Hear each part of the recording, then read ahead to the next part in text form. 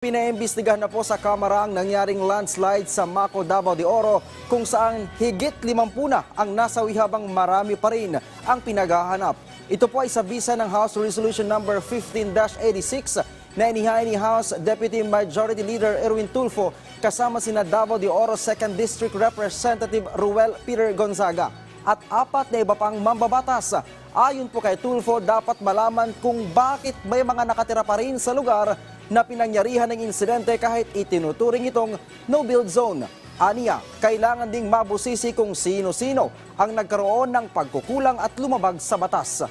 Bukod po, kina Tulfo, naghain din ng hiwalay na resolusyon ang Makabayan Block. Kailangan may managot at kailangan may makulong. Kasi hindi titigil ito eh. I will probably go talk to the Speaker of the House or kay Majority Floor Leader regarding this matter para maisalang kaagad para maimbestigahan ito.